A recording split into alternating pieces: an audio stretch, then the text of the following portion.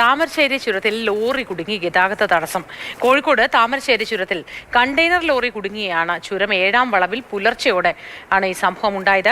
Crane എത്തിച്ച് lorry നീക്കാനുള്ള ശ്രമം തുടരുന്നുണ്ട്. വിശദാംശങ്ങൾ അഞ്ജന നൽകും. അഞ്ജന, ഇത് പതിവായിട്ട് ഇങ്ങനെ സംഭവിക്കുന്നു. 7-ാം വളവിലും 9-ാം വളവിലും ഒക്കെ ഇത് സംഭവിക്കുകയാണ്. ലോറി നീക്കാൻ കഴിഞ്ഞിട്ടുണ്ടോ? ഗതാഗതം പുനഃസ്ഥാപിക്കാൻ കഴിഞ്ഞോ? തലനാരിഴയ്ക്കാണ് വലിയൊരു അപകടം താമരശ്ശേരി ചുരത്തിൽ 7-ാം വളവിൽ ഒഴിവായത്. ഇന്ന് പുലർച്ചെ ഒരു 3:30 കൂടിയായിരുന്നു ഈ അപകടം അവിടെ ഉണ്ടാകുന്നത്.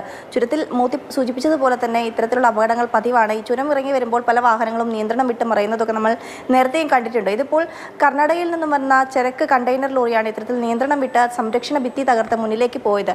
ഈ വാഹനത്തിൻ്റെ ലോറിയുടെ വലതുവശത്തെ ടയറിൻ്റെ ഭാഗം ചുരത്തിന് പുറത്തേക്ക് തള്ളി നിൽക്കുന്ന രീതിയിലായിരുന്നു. അതുകൊണ്ട് തന്നെയാണ് പറഞ്ഞത് വലിയൊരു അപകടം ഒഴിവായി എന്നുള്ളത്.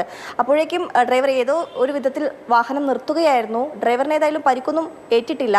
ഈ സംഭവം ഉണ്ടാകുന്ന സമയത്ത് തന്നെ അവിടെ അവിടെ താമരശ്ശേരി പോലീസും അതോടൊപ്പം തന്നെ ട്രാഫിക് പോലീസും ഉണ്ടായിരുന്നു. അപ്പോൾ അവരുടൻ തന്നെ ഈ വാഹനം അവിടെ നിന്ന് നീക്കുന്ന നടപടികളിലേക്കൊക്കെ കടന്നിരുന്നു. പക്ഷേ അതിന് സമയമെടുത്തു എന്നുള്ളതാണ്.